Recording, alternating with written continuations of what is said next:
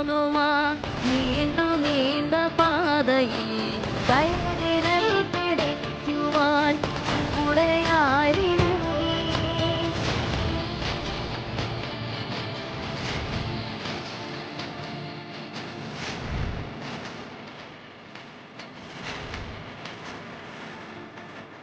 എതിരെ നിന്നതേതുമേ ആനെ അങ്ങു നീക്കുവാൻ